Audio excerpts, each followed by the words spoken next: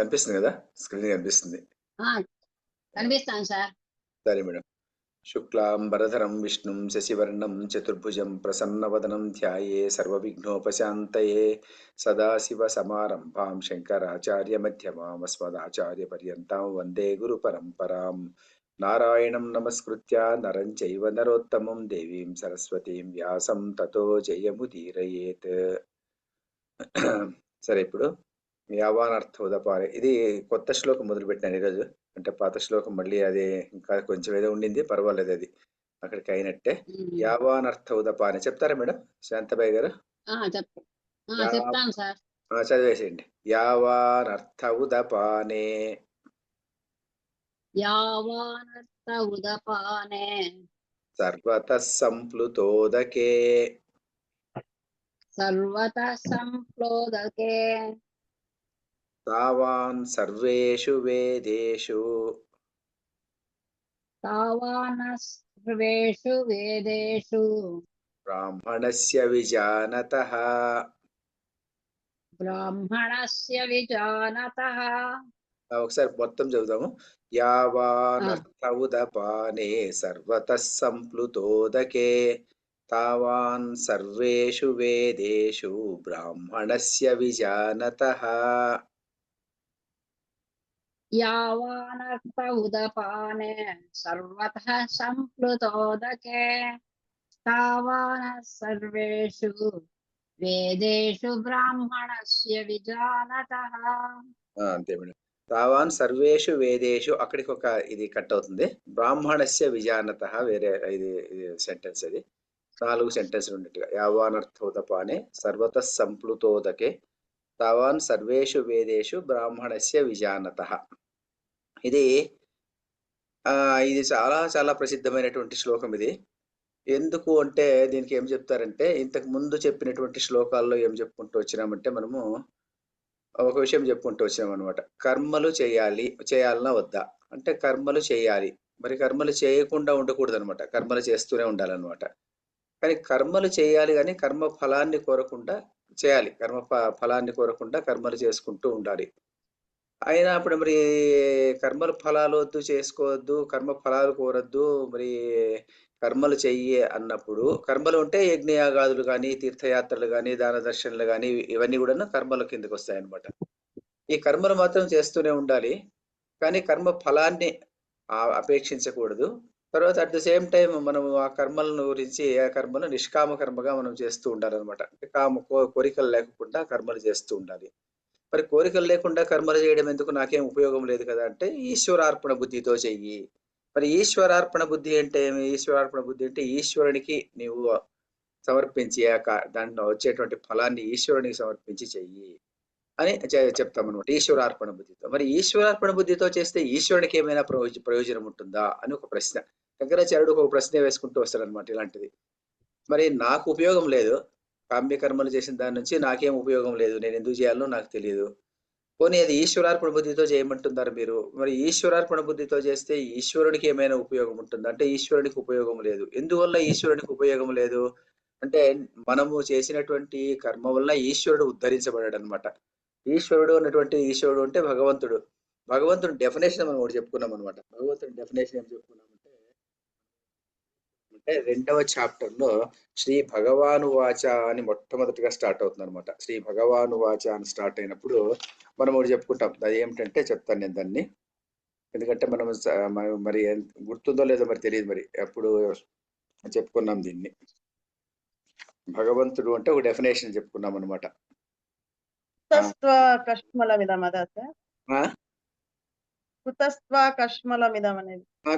కష్టం అది అక్కడ ఏం చెప్తాంటే, శ్రీ భగవాను వాచ అయిన తర్వాత అక్కడే మేడం కుతస్త్వ చెప్తాను. కుతస్త్వ కష్మల మీదం చెప్పుకున్నాం కదా, అక్కడ శ్రీ భగవాను వాచ అన్నప్పుడు భగవంతుడు అంటే ఎవరు చెప్పుకున్నాం అనమాట. ఆ శ్లోకం అర్థం చెప్పుకున్నాం. భగవంతుడు అంటే ఎవరంటే, ఐశ్వర్యస్య సమగ్రస్య వీర్యస్య యశః శ్రియః జ్ఞాన వైరాగ్య మోక్షస్య షణ్ణాం భగ ఇతి తదా ఇతి రణ అంటాం అనమాట. ఐశ్వర్యస్య సమగ్రస్య, తర్వాత వీర్యస్య యశః శ్రియః జ్ఞాన వైరాగ్యయోశ్చైవ షణ్ణాం భగ ఇతీరణ అని చెప్పుకున్నాం అనమాట. అంటే పరిపూర్ణమైనటువంటి భగము అంటే అర్థం ఏమిటంటే పరిపూర్ణమైనటువంటి ఈశ్వరత్వానికి అర్థం ఏమిటి? ఐశ్వర్యస్య సమగ్రస్య. ఈ ఐశ్వర్యం అనేటువంటిది సమగ్రమైనటువంటి ఐశ్వర్యం ఉంటుంది, సమగ్రమైనటువంటి వీర్యం ఉంటుంది, సమగ్రమైనటువంటి యశస్సు ఉంటుంది, సమగ్రమైనటువంటి శ్రేయస్సు ఉంటుంది. జ్ఞాన వైరాగ్యయోశ్చైవ షణ్ణాం భగ ఇతీరణ అని యారింటిని చేరినటువంటి వాడు భగవంతుడు అని మనం చెప్పుకున్నాం అనమాట. అక్కడ అంటే ఏమిటంటే భగవంతుడు శబ్దానికి అన్ని సమగ్రంగా ఉన్నటువంటి వాడు భగవంతుడు అనమాట. అలాంటి వాడికి మనము ఈశ్వరార్పణ బుద్ధితో మనం ఏదైనా కర్మలు చేస్తే ఆ కర్మ వల్ల అతను ఉద్ధరించబడేది ఏం లేదనమాట. మరి ఈశ్వరునికి ఎందుకంటే అప్పుడు ఈశ్వరుడు ఉద్ధరించబడతాడు నువ్వు చెప్తే గాన అదే ఈశ్వరుడే కాదు, ఎందుకంటే అతను భగవంతుడే కాకుండా పోతాడు అనమాట. మరి అలాంటి సందర్భంలో భగవంతుడు అయినటువంటి వాడు మరి గుణ సంపన్నుడు అష్ట ఐశ్వర్య గుణ సంపన్నుడైనటువంటి భగవంతుడికి ఈశ్వరార్పణ బుద్ధితో చేసినప్పటికీ కూడా ప్రయోజనం ఏం లేదనమాట. మరి ఈశ్వరునికి ప్రయోజనం లేదంటున్నారు, నాకు ప్రయోజనం లేదంటుందా? నాకు ప్రయోజనం లేదు. ఎలాగంటే నేను కామన లేకుండా నేను కర్మ చేస్తున్నాను. మరి అలాంటప్పుడు నేను ఎందుకు చేయాలి, కర్మ ఎందుకు చేయాలి అనేటువంటి ఒక ప్రశ్న. మరి ఎందుకు ప్రయోజనం ఏమిటి, ఎందుకు కర్మలు చేయాలి అనే దానికి భగవంతుడు ఏం చెప్తున్నాడు అంటే ఈ శ్లోకానికి దానికి తాత్పర్యం చెప్తున్నాను విను అని చెప్పేసి శ్రీకృష్ణుడు అర్జునుడికి చెప్తున్నాడు అనమాట. ఏం చెప్తున్నాడంటే నీవు ఈ చిన్న చిన్న కామ్య కర్మల యొక్క ప్రయోజనాన్ని వదిలిపెట్టు, దానికి వచ్చేటువంటి ఫలాన్ని ఆశించవద్దు. అలా చేస్తే నీకేమొస్తుందంటే నీకు చాలా అనంతమైనటువంటి కర్మల ఫలము నీకు వస్తుంది అని చెప్తాడనమాట. అంటే ఏమిటంటే నీవు ఈ కర్మ ఫలం ఉంటుంది కదా, ప్రతి కర్మ ఫలం ఏదైనా చిన్న పుత్రకామేష్టి చేస్తాము, పుత్రుడు పుడతాడు, కర్మ ఫలం వచ్చింది. లేకుంటే ఇంకేదైనా ఒక యాగం చేస్తాము, యజ్ఞం చేస్తాము, ఏదో కోరికతో చేస్తాము, ఆ కోరిక ఫలించింది. అదేమంటారు, దాన్ని చిన్న ఫలం అనమాట. ఆ ఫలం ఒకటి దొరికింది, దానికి ఆ కర్మ యొక్క ఫలం మనకు దొరికింది. ఆ కర్మ ఫలాన్ని కోరకుండా నీవు చేసి ఆ ఫైనెట్ అంటాం, అది అక్కడికి అయిపోయింది అనమాట. ఇప్పుడు ఎందుకు ఫైనెట్? అది ఫైనెట్ అంటే అంతం ఉండేటువంటిది ఆ ఫలము. అంతం ఉండేటువంటి ఫలం ఎలా అవుతుంది? దశరథుడు పుత్రకామేష్టి చేశాడు అనుకోండి.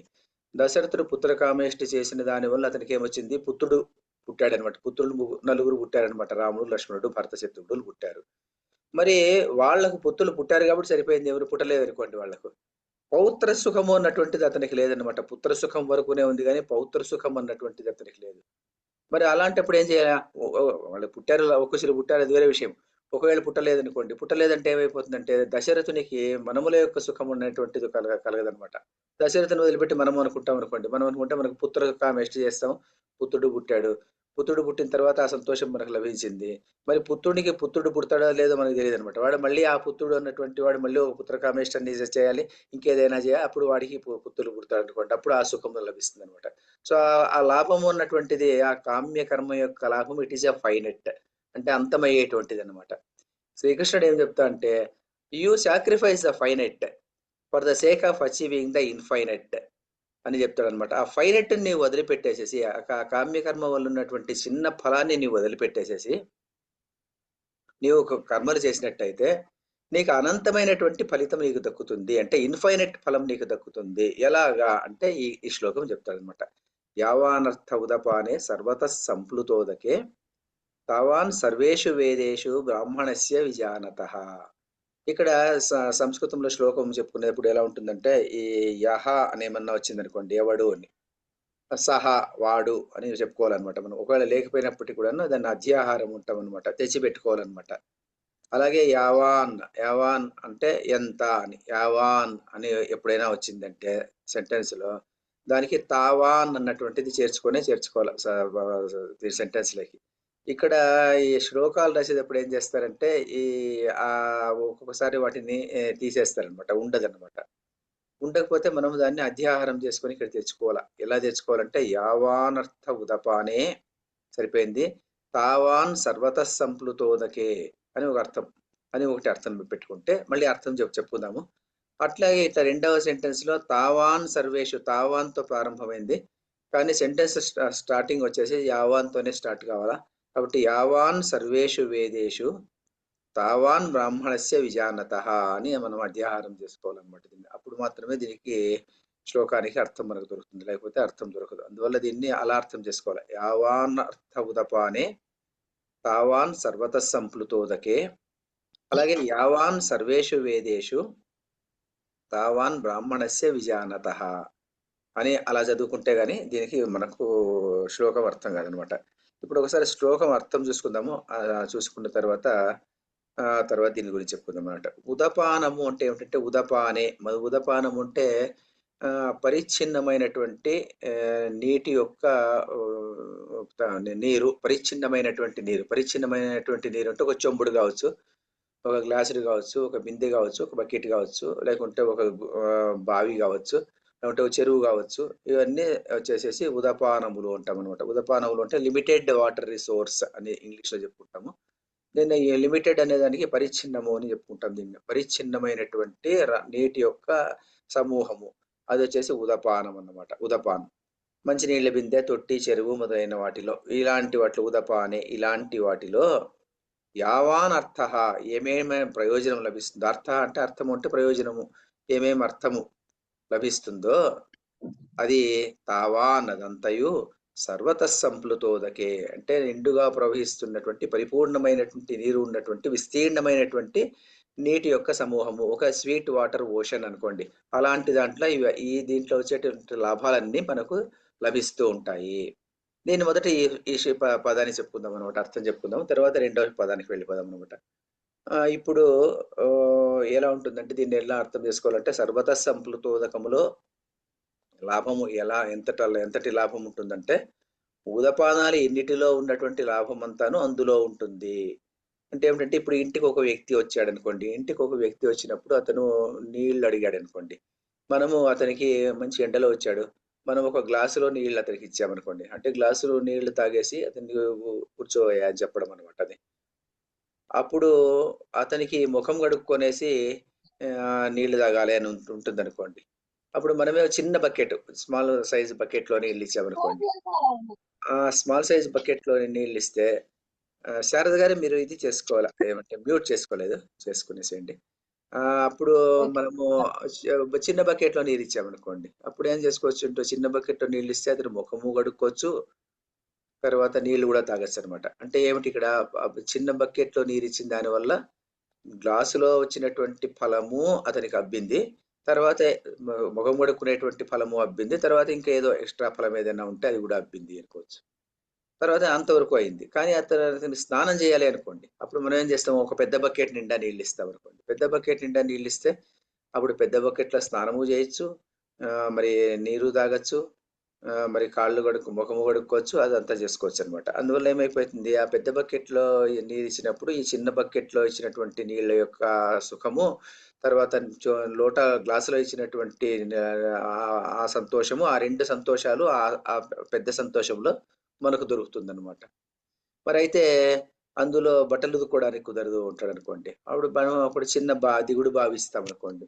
దిగుడు భావిస్తే దిగుడు బావిలో మరి అన్ని ప్రయోజనాలు ఉంటుంది, తర్వాత ఇంకా ఎక్స్ట్రా ప్రయోజనం కూడా ఉంటుంది అనమాట.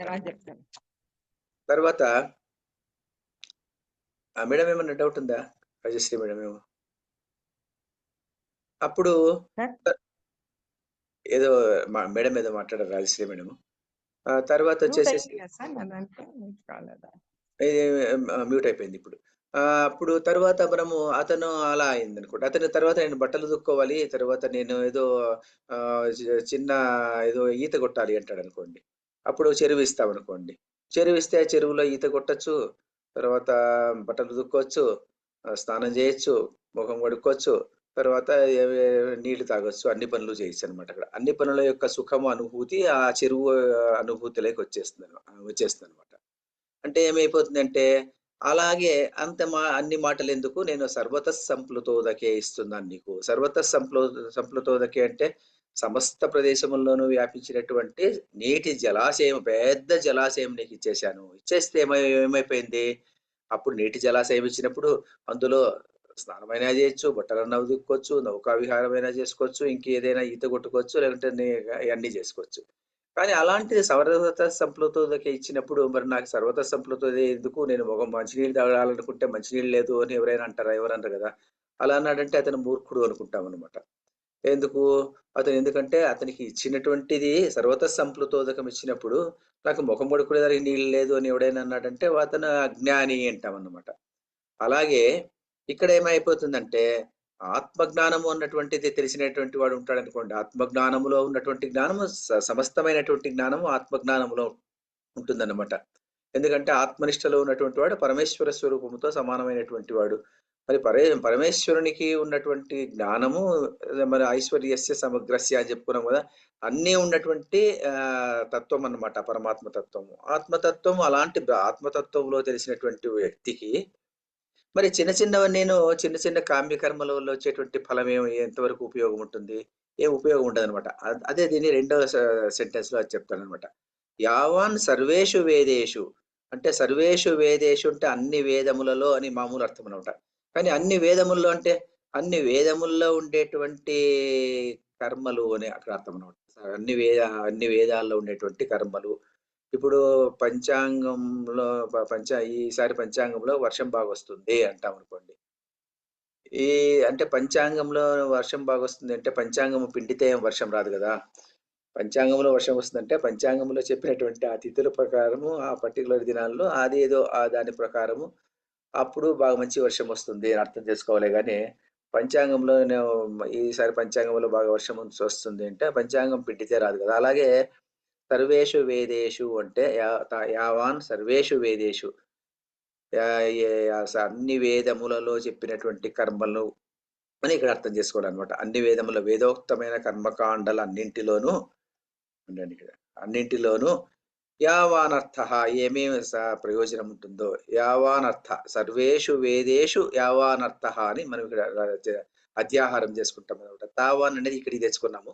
కాబట్టి యావాన్ సర్వేషు అంటే సర్వేషు వేదేషు అంటే సర్వములైనటువంటి అన్ని వేదముల్లో చెప్పబడినటువంటి కర్మకాండల యొక్క ప్రయోజనం కర్మ చేసినటువంటి వల్ల వచ్చినటువంటి ప్రయోజనం ఏముంటుందో ఆ ప్రయోజనం ఆ ప్రయోజనం అంతాను బ్రాహ్మణస్య విజానత అంటే బ్రాహ్మణుడు విజానత అంటే ఆత్మజ్ఞానం ఉన్నటువంటి వాడు ఆత్మజ్ఞానం ఉన్నటువంటి బ్రాహ్మణస్య పరమ సత్యం తెలిసినటువంటి వాడు బ్రహ్మజ్ఞాని అతనికి ఆ జ్ఞానికి లభిస్తుంది అని బ్రాడ్‌గా అర్థం అనమాట.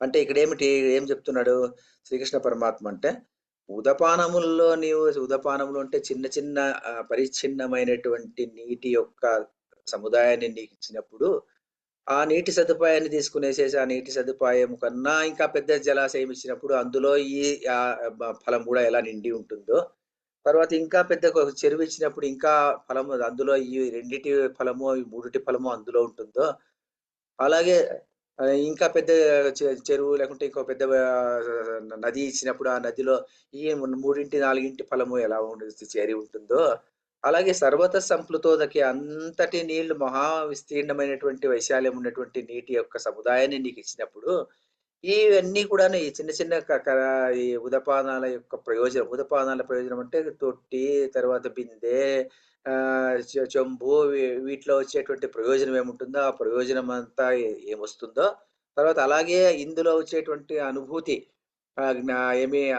సంతోషము అనేటువంటి అనుభూతి అందులో ఎలా మనం ప్రాప్తం అవుతుందో అలాగే సర్వేషు వేదేషు అన్ని వేదాల్లో చెప్పబడినటువంటి కర్మల యొక్క ఫలము అంటే ఎవరైనా తిరుపతి వెళ్ళొచ్చి ఆ ఫలము ఇంకో ఫలము మరొక ఫలము ఆ ఫలం అంతటికి ఎవరికి చెందుతుంది బ్రాహ్మణస్య విజానతః బ్రాహ్మణస్య అంటే అర్థం ఏమిటి అంటే బ్రాహ్మణస్య అంటే బ్రాహ్మణ కుల సంజాతః అని చెప్పలేదన్నమాట శంకరాచార్యులు ఏం చెప్తారంటే ఆయన అంటే బ్రాహ్మణ కుల సంజాత అంటే బ్రాహ్మణ కులంలో పుట్టినటువంటి వాడు అని కాదు అర్థం అక్కడ అందువల్ల ఇక్కడ బ్రాహ్మణుడు అంటే ఆయన ఏం చెప్తా అంటే సన్యాసి అని చెప్తాడు ఎవరు శంకరాచార్యుడు సన్యాసి అంటే మరి సన్యాసి అంటే సర్వము త్యజించినటువంటి వాడు కదా సన్యాసి అంటే దానికి ఒక డెఫినేషన్ ఇస్తాడు ఆయన సన్యాసి అంటే ఏమిటి అంటే సన్యాసి అంటే సమస్తమును త్యజించినటువంటి వాడు సన్యాసి అని చెప్పుకోవడానికి కూడా లేదనమాట సమస్తమును త్యజించినటువంటి వాడు సన్యాసి అలా చెప్పుకోకూడదు అనమాట మామూలుగా సాధారణంగా మనం అలా చెప్పుకుంటాం సమస్తమును త్యజించినటువంటి వాడు సన్యాసి అలా కాదనమాట సమస్తమును త్యజించవలసినటువంటి పని లేదనమాట అంతా పెట్టుకొని ఉంటాము అయితే అందులో మనం చేసేటువంటి ఆ సమస్తములోనూ నీది నాది అని చూసేటువంటి అవసరం లేదనమాట నీది వేరే నాది వేరే ఆ సమస్తంలో అంటే ఎలాగంటే నా జేబులో మీ జేబులో రూ. 10 ఉంది అనుకోండి మీ జేబులో రూ. 10 అంటే ఆ రూ. 10 నేను తీసి ఖర్చు పెట్టేయచ్చు కావాలంటే అంటే నాది నీది భేదం లేదు పోనీ అలా అనుకునేసి నా దగ్గర ఓ 10,000 ఉంటుంది. ఆ 10,000 కూడా అలా ఖర్చు పెట్టేయడం అన్నమాట అంతే. అంటే అది నీ సొమ్ము, నా సొమ్ము ఉన్నటువంటి భేదం లేకోకుండా దాన్ని అలా చూసేటువంటి వాడు సన్యాసి. అంతేగాని మరి రూపాయి బిళ్ళను రోడ్లలో పారేయి అని అర్థం కాదనమాట. రోడ్లలో రూపాయలను పారేసేయంటే మరి అలా చేయడం అన్నటువంటిది కూడా సన్యాసి యొక్క లక్షణం కాదనమాట. అలా మనం అర్థం చేసుకోవాలి దాన్ని. సన్యాసి అంటే సమస్తమును త్యజించినటువంటి వాడు అని కాదనమాట అక్కడ. సమస్తమును త్యజించినటువంటి వాడు కాదు. మరి నీది, నాది అన్నటువంటి భావన స్వపరభేద భేదం లేకోకుండా ప్రతి వస్తువును చూసేటువంటి వాడు. అన్నిటిలోనూ పరమాత్మ స్వరూపాన్ని చూసేటువంటి వాడు. మరి కాయిన్స్ కానీ, ఆ ధనము అన్నటువంటిది సాక్షాత్ లక్ష్మీ స్వరూపము. ఆ స భగవత్ స్వరూపమని. భగవత్ స్వరూపాన్ని వృథా చేయకూడదనమాట. వృథా చేయకూడదు. దాన్ని వాడుకోవాలి. వృథా చేయకుండా వాడుకోవాలి. కానీ అట్ ద సేమ్ టైమ్ దాన్ని ఎలా వాడుకోవాలి? నీది, నాది అన్నటువంటి భావన లేకోకుండా వాడుకోవాలనమాట. వాడుకొనేసేసి దాన్ని అంతటి భావనలో ఉండిపోవాలి. నీ దగ్గర ఉన్నటువంటి దాన్ని నేనివ్వను. మరి నీది మాత్రం నేను తీసుకుంటాను అన్నటువంటిది కాదనమాట. ఏది ఉన్నప్పటికి కూడా, ఏది లేనప్పటికి కూడా తీసుకోవాలి. అది ఒకటవ అర్థం. రెండవ అర్థం సన్యాసికి అంటే కర్తృత్వ, భోక్తృత్వ అభావం ఉన్నటువంటి వాడు. అంటే ఏ పని చేసినప్పటికి కూడాను ఇది నేను కర్తను, దీనికి నేను భోక్తను అన్నటువంటి భావన లేనటువంటి వాడు సన్యాసి అన్నమాట. అలాంటి సన్యాసి బ్రాహ్మణుడు అని ఆయన శంకరాచార్యుడు అర్థం చెప్తే, ఇది బెల్లంకొండ రామరాయ కవి అని ఒకతను ఉన్నాడనమాట. బెల్లంకొండ రామరాయ కవి అన్నటువంటి ఆయన చాలా ప్రసిద్ధమైనటువంటి వేదాంతంలో ఆయన చాలా ప్రసిద్ధులైనటువంటి వాడు. ఆ బెల్లంకొండ రామరాయ కవి బ్రాహ్మణస్య అనేటువంటి దానికి ఏం అర్థం చెప్తా అంటే, బ్రాహ్మణుడు అంటే బ్రహ్మజ్ఞానం ఉన్నటువంటి వాడు, ఆత్మజ్ఞానం ఉన్నటువంటి వాడు.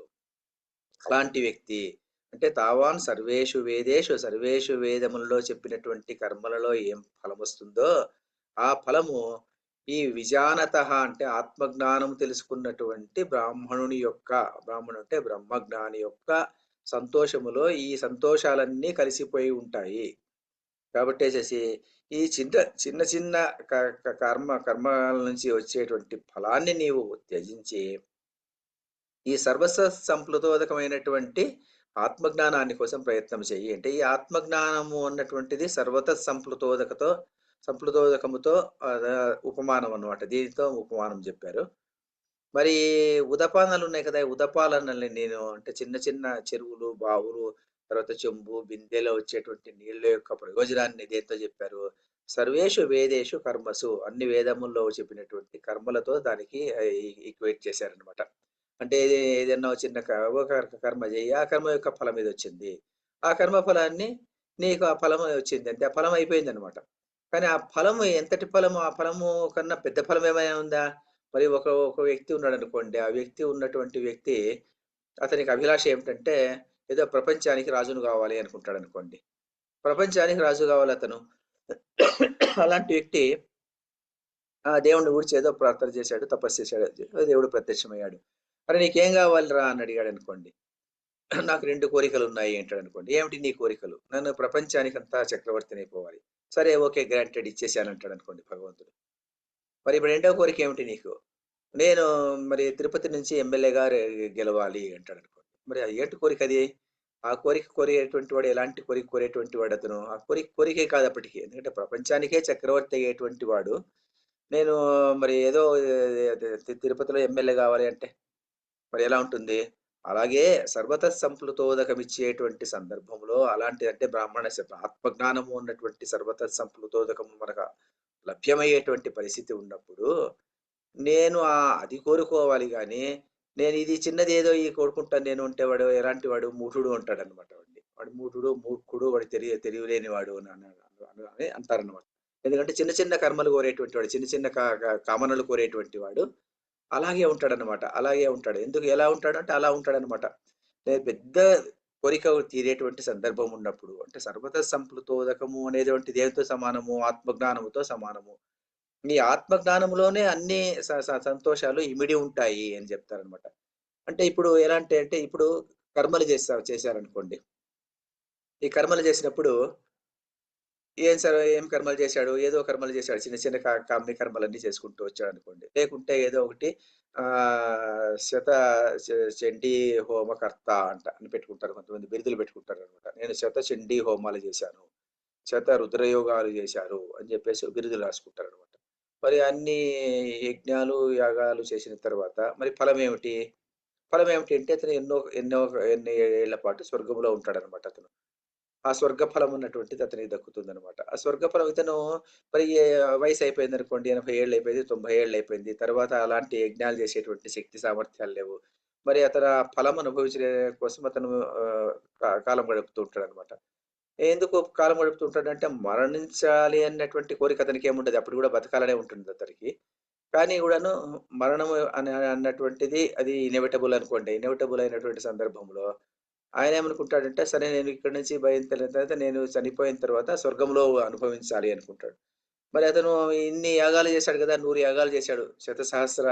శత చండీ హోమమో, రుద్ర హోమమో ఏదో చేశాడతను. అన్ని బతికినప్పుడు అన్ని యాగాలు, యజ్ఞాలు చేశాడనమాట. ఆ ఫలమంతా అతను స్వర్గంలో అనుభవించాలి. ఆ స్వర్గానికి వెళ్ళినప్పుడు ఏం చూస్తాడతను? ఏదో అక్కడ ఉన్నటువంటి సుఖాలన్నీ అతను చూస్తుంటాడనమాట. ఏదో ఎవరు ఎవరు వీళ్ళుంటారు అప్సరస ఎవరో నృత్యం చేసేటువంటిది అంతా చూసి సంతోషపడతాడనుకోండి. సంతోషపడ్డాడంటే ఎక్కడొచ్చింది ఆ సంతోషము?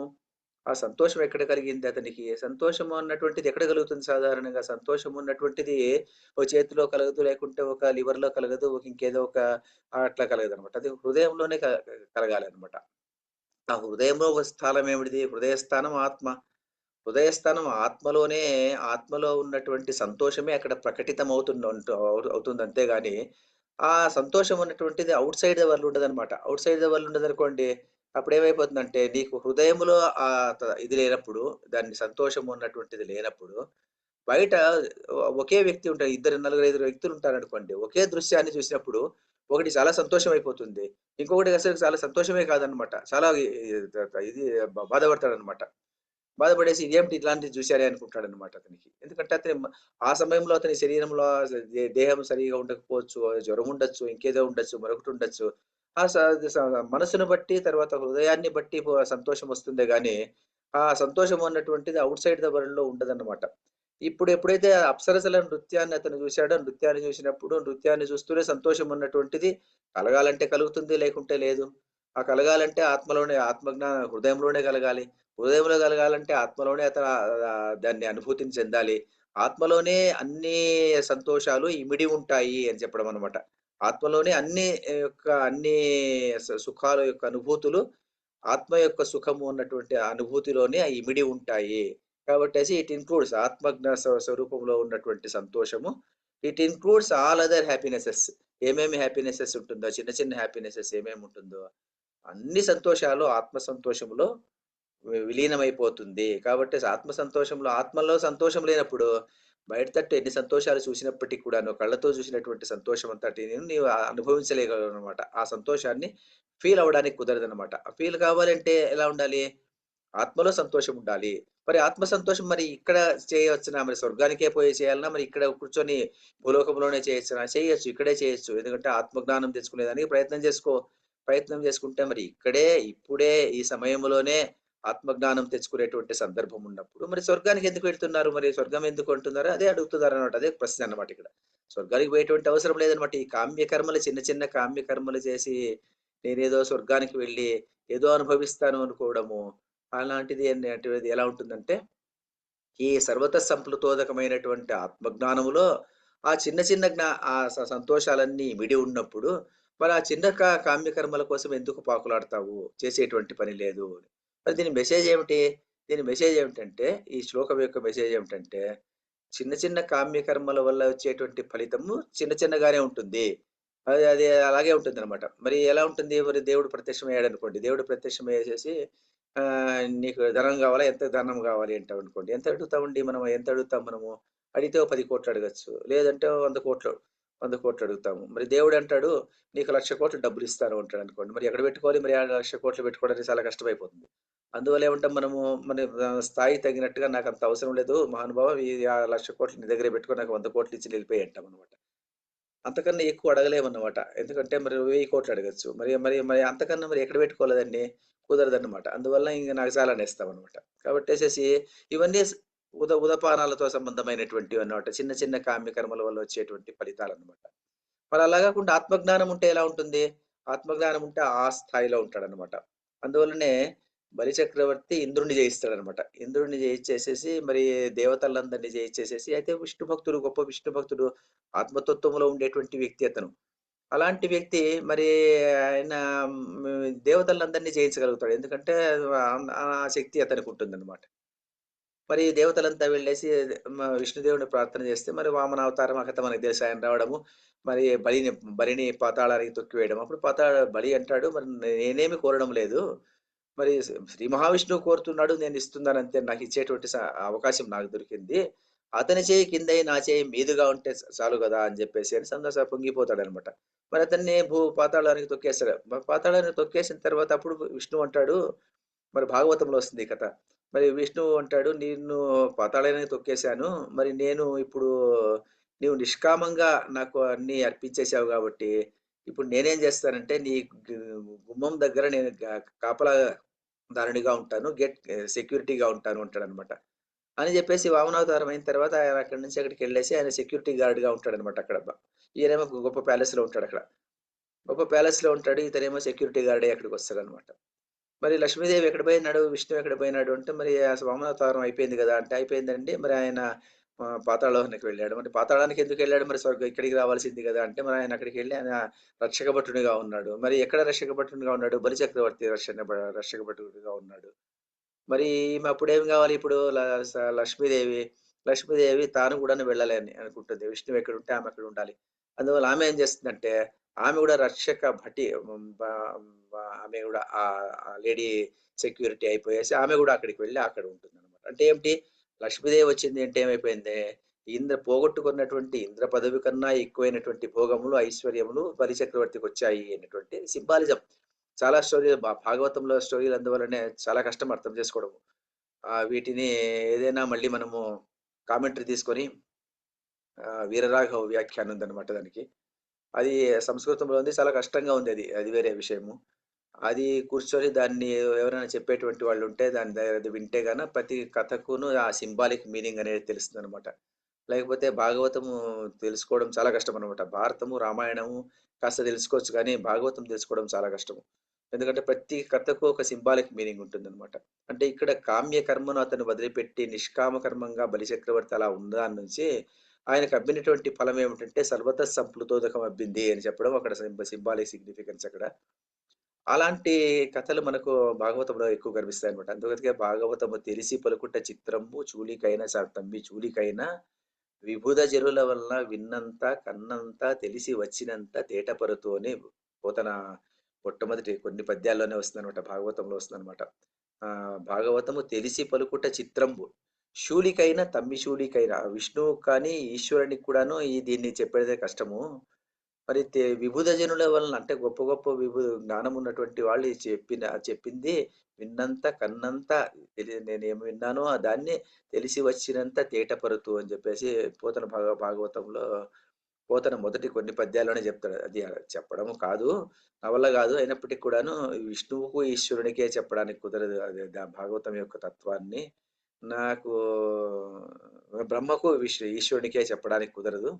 మరి అందువల్ల నేను దాన్ని నాకు తెలిసినంత వరకు నేను మీకు చెప్తాను అని చెప్పేసి ఆ పద్యాలు రాయడం మొదలుపెడతాడు. అంత హంబుల్‌గా ఆయన స్టార్ట్ చేస్తాడనమాట. అలాగే ఇది గూడా అంతే. సర్వత సంప్లుతోదకాయమైనటువంటి లక్ష్మీ, విష్ణువులు దగ్గర ఉన్నప్పుడు, ఈ ఉదపానంతో ఏం సంబంధము? మరి ఇంద్రుడిని జయించడం అనేటువంటిది ఉదపానముతో వచ్చినటువంటిది. అంటే చెంబుడు నీళ్లు, బిందెడు నీళ్లు ఉన్నట్టు ఇంద్రుడిని జయించడం అన్నమాట. మరి సర్వత సంప్లుతోదకం ఏమిటి? అంటే ఈశ్వరుడు తన దగ్గర ఉండడం అన్నమాట. తావాన్ సర్వేషు వేదేషు కాబట్టి అన్ని వేదాల్లో చెప్పినటువంటి కర్మలు ఏమేమున్నాయో అన్ని కర్మలు అది అందువల్లనే చాందోగ్యోపనిషత్తులో ఈ సెంటెన్స్ మీదనే ఒక గొప్ప శ్లోకం ఉందన్నమాట. ఏం చెప్తారంటే అక్కడ, ఈ ఎవరెవరు పుణ్యాత్ములు ఎవరైనా భూలోకం మీద ఉన్నటువంటి ఈ ప్రపంచంలో ఉన్నటువంటి ప్రజలంతాను ఏమేమి మంచి మంచి పనులు చేస్తుంటారో, ఆ మంచి పనులు చేసినప్పుడు వాళ్ళకి ఏమేమి ఫలాలొస్తుందో, ఆ ఫలాలన్నీ బ్రాహ్మణస్య విజానతః ఆత్మజ్ఞానం ఉన్నటువంటి కర్తృత్వ, భోక్తృత్వ భావం వదిలిపెట్టినటువంటి బ్రాహ్మణుడు, బ్రహ్మజ్ఞాని ఎవరుంటారో అతని అకౌంట్‌లోకి ఇవన్నీ వెళ్ళిపోతుంటాయంట.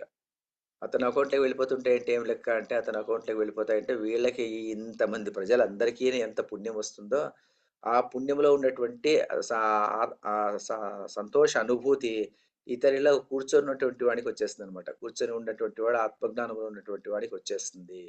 మరి శ్రీకృష్ణుడు ఇక్కడ ఏం చెప్తా అంటే, నీవు కామ్య కర్మను వదిలిపెట్టే కామనలను వదిలిపెట్టి కర్మలు చెయ్యి అంటే నీకు అందువల్ల నష్టం లేదు. నీవు నష్టం ఉందేమో అనుకుంటావు. ఎందుకంటే ఇది నాకు ఉపయోగం లేదు. మరి ఈశ్వరునికి ఉపయోగం లేదు. మరి ఈశ్వరార్పణ బుద్ధితో చేయమన్నావు, ఈశ్వరునికి ఉపయోగం లేదు. మరి కర్మ ఫలత్యాగం చేసి చేయమన్నావు, నాకు ఉపయోగం లేదు. మరి నాకు ఉపయోగం లేదు, ఒక ఈశ్వరునికి ఉపయోగం లేదు. మరి నేను కర్మలు ఎందుకు చేయాలి అంటే అలా కాదు.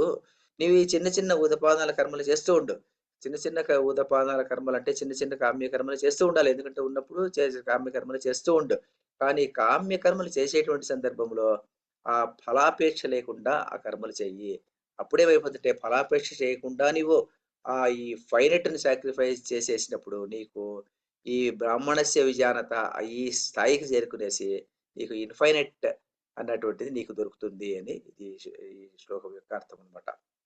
దీనికి కింద ఒక ఇది కామెంటరీ బై స్వామి శివానంద ఇలా రాస్తాడనమాట. Only for a sage who has realised the self, అంటే ఆత్మజ్ఞానం ఉన్నటువంటి వాడు, the Vedas are of no use because he is in possession of the infinite knowledge of the self. This does not, however, mean that Vedas are useless. Vedas are useless అని చెప్పడం లేదు మనం. They are useful for the neophytes, అంటే కొత్తగా start చేసినటువంటి వాళ్ళకు, or the aspirants who have just started the spiritual path. Just అలాంటి వాళ్ళకి మాత్రమే వేదాలు ఉపయోగం అంతే. All the transient pleasures derivable from the proper performance of all actions enjoined in the Vedas are comprehended in the infinite bliss of self knowledge. చిన్న చిన్న సుఖాలు ఏముంటుందో ఆ సుఖాలు అన్నీ కూడాను మరి చెంబులో ఉన్నటువంటి నీళ్లు కన్నా, బిందెలో ఉన్న నీళ్ల కన్నా, బకెట్లో ఉన్న నీళ్ల కన్నా అన్ని సుఖాలు సర్వత్ర సంప్లోకంలో ఎలా ఉంటుందో అలాగే ఈ ట్రాన్షియంట్ ప్లెజర్స్, చిన్న చిన్న సంతోషాలు, derivable from the proper performance of all actions, ఇవన్నీ వేదాల్లో ఉన్నటువంటివి నేను they are comprehended by the infinite bliss of self knowledge. Self knowledge ఉన్నటువంటి వాడికి, ఆత్మజ్ఞానం ఉన్నటువంటి వాడికి ఇవన్నీ అందులో ఇమిడిపోయి ఉంటాయి అని చెప్తారనమాట. రామ్ సుఖ్దాస్ కూడా చెప్పాడు. మరి ఒక నిమిషమే ఉంది, మొదట నేను ముగిచ్చేస్తాను, తర్వాత ఏమైనా మాట్లాడుకుందాం. కాయేన వాచా మనసేంద్రియైర్వా బుద్ధ్యాత్మనా వా ప్రకృతే స్వభావాత్ కరోమి యద్యత్ సకలం పరస్మై నారాయణ ఏతి సమర్పయామి. సర్వం శ్రీకృష్ణార్పణం.